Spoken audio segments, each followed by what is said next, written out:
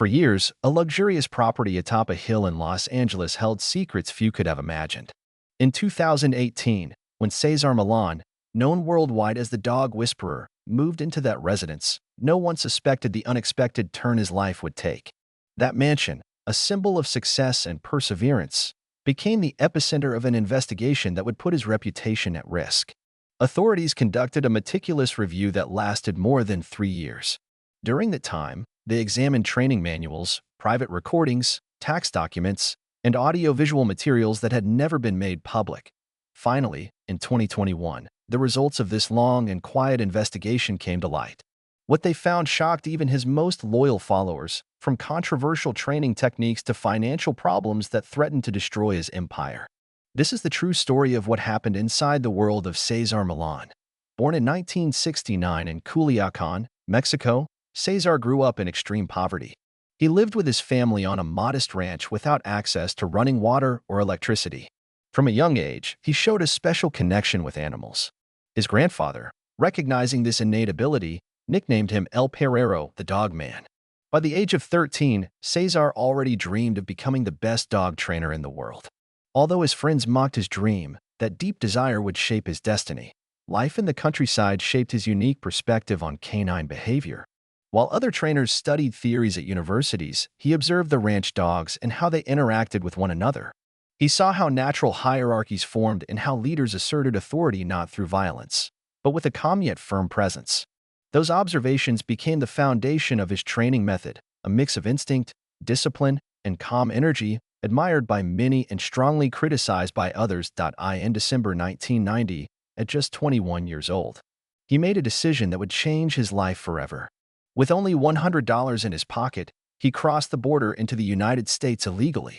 He didn't speak English, and the journey was extremely dangerous. Years later, he revealed that he paid a coyote to help him cross and that he nearly drowned in the process. Upon arriving in San Diego, his first days were marked by extreme hardship. He slept under bridges and survived by washing cars in residential neighborhoods, but he never lost sight of his goal, to work with dogs. During those first months in the country, his ability to handle problematic animals began to draw attention. While working at a dog grooming shop, clients noticed that even the most aggressive dogs calmed down in his presence. His reputation grew quickly, and soon people from across the city were seeking his help with difficult pets. His big break came when he opened the Dog Psychology Center in South Los Angeles. Although it was located in a troubled area, the center gained a reputation for rehabilitating dogs other trainers had given up on. It wasn't a fancy place, just a plot of land where César worked with dogs in packs using his leash control method, but the results spoke for themselves. Hollywood celebrities began bringing him their problematic dogs. One of the first was actress Jada Pinkett Smith, who was so impressed with his work that she paid for his English classes and helped him professionalize his business, but with one clear condition: if he didn't succeed within a year, he would go back to being a dog walker. Her support was crucial. Thanks to her, César met TV producers who became interested in his story. In 2004, the National Geographic Channel took a chance on the young Mexican immigrant with a different approach. The show Dog Whisperer with César Millán debuted without high expectations, but it quickly became the most-watched show on the channel, airing in over 80 countries. The premise was simple. César would visit homes with dogs that had behavioral issues and achieve remarkable changes in just minutes using his calm and assertive energy. The audience was captivated. The phenomenon launched César to international fame and created a multi-million-dollar empire. Best-selling books, a specialized magazine, pet products, and even his own line of dog food became part of his legacy. At its peak, his company, Caesar's Way Incorporated, was valued at more than $25 million. His iconic phrase, "I rehabilitate dogs," seemed to capture the journey of someone who had once slept under a bridge and had now reached the pinnacle of the American dream. But with fame also came criticism. As his notoriety increased, so did the scrutiny from experts and professional associations. Veterinarians, ethologists, and animal welfare organizations began publicly questioning his methods.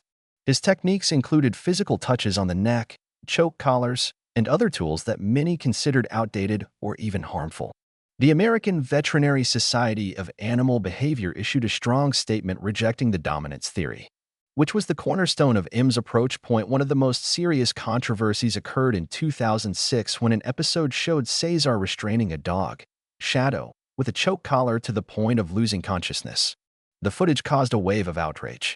Dozens of viewers sent formal complaints to National Geographic. Animal rights organizations denounced the incident as clear abuse. The channel defended César, but the controversy didn't end there. Documents later discovered in his residence revealed that the scene with Shadow had been even more severe than what was shown on television. In the unedited footage, the dog remained unconscious for nearly 30 seconds. Some crew members expressed concern at the time, but their warnings were ignored. Due to public pressure, National Geographic began including warnings in later episodes, advising viewers not to imitate the techniques shown in the program.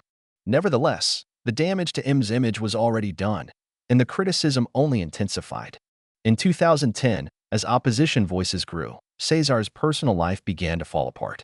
His beloved pit bull, Daddy, an inseparable companion on the show and a key figure in rehabilitating aggressive dogs, died at 16 from cancer.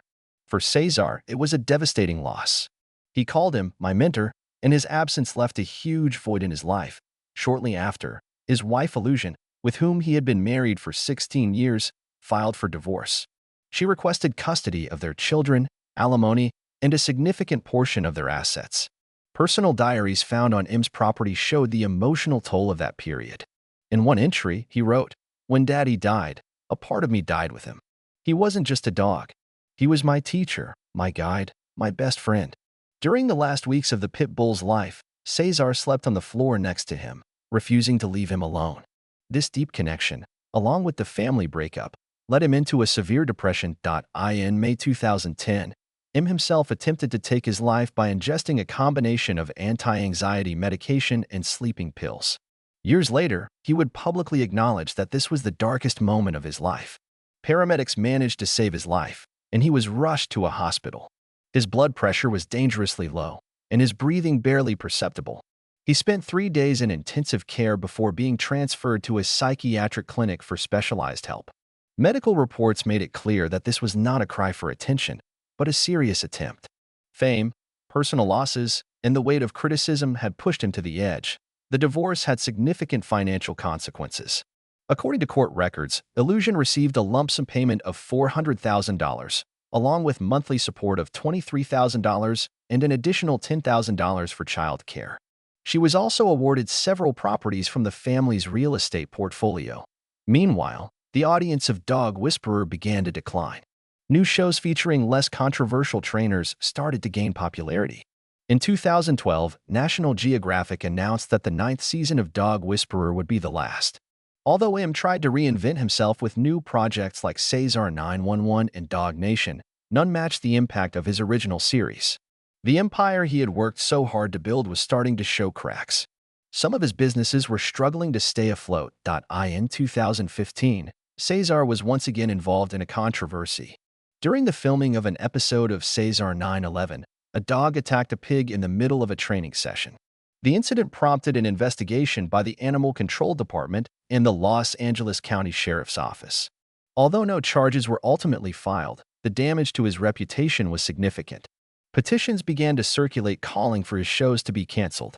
Unreleased material related to the episode was found in his personal archives and revealed that the situation had been more serious than what was aired. The dog, a mixed-breed French bulldog named Simon, already had a history of attacking animals.